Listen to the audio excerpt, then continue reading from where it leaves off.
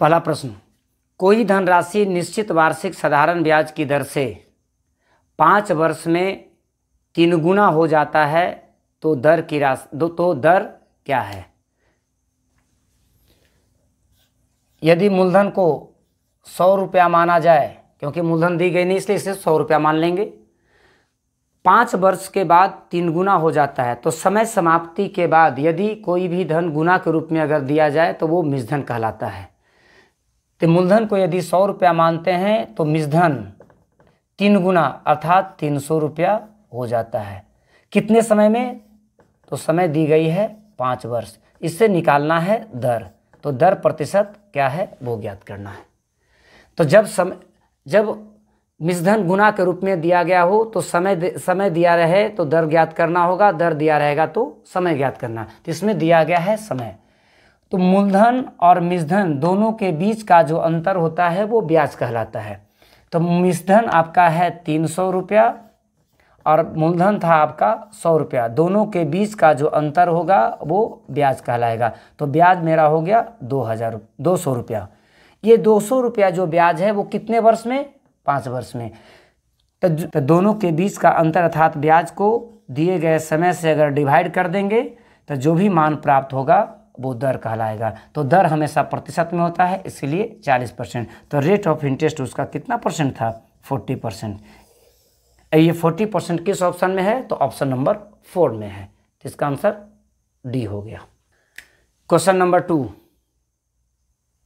5,000 रुपये की धनराशि 20% वार्षिक साधारण ब्याज की दर से कितने समय में 4 गुना हो जाएगा? कितने समय में 4 गुना हो जाएगा? तो मूलधन की राशि दी गई है 5,000 रुपया, तो उस मूलधन का इस्तेमाल नहीं करेंगे। मूलधन को हमेशा 100 मान लीजिएगा। तो मूलधन आपका है 100 रुपया, तो 20% वार्षिक दर से इसमें दर दे दिया गया है। तो रेट ऑफ इंटरेस्ट कितना है? 20% है। मूलधन को 100 रुपया मान लिए, दी गई मूलधन है, तो उस मूलधन को केवल कंफ्यूज करने के लिए दिया है, इसलिए उसका इस्तेमाल नहीं करेंगे। मूलधन को 100 रुपया मान लेंगे, दर जो दिया गया है वो 20% है, और मिश्रधन समय के अंत में 20% के हिसाब से कुछ समय के बाद जो है वो 4 गुना हो जाता है। तो मूलधन को यदि 100 रुपया माने हैं तो मिश्रधन आपका हो जाएगा 400 रुपया। मूलधन और मिश्रधन के बीच का जो अंतर है वो ब्याज कहलाता है। लेकिन इस प्रश्न में दिया गया है दर, तो निकालना है आपको समय। तो समय क्या होगी? तो मूलधन और मिश्रधन के बीच का जो अंतर है वो ब्याज कहलाता है। तो ये दोनों के बीच का जो अंतर है, दोनों के बीच का जो डिफरेंस है वो आपका 300 रुपया, ये 300 रुपया ब्याज है। यदि दर दी गई हो तो दर से डिवाइड करेंगे तो समय निकलेगा, और यदि समय दिया गया हो तो समय से अगर डिवाइड करेंगे तो दर दिया। तो दोनों के बीच का अंतर को दर या समय दोनों में से जो भी वैल्यू दिया गया है उससे डिवाइड करेंगे। तो यदि दर दिया रहेगा तो समय निकलेगा, समय दिया रहेगा तो दर ज्ञात होगा।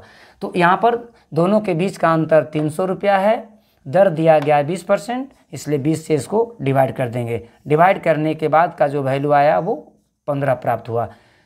तो जब दर दिया गया था तो इससे निकलेगा समय। तो ये जो 15 है आपका वो वर्ष कहलाएगा अर्थात समय कहलाएगा।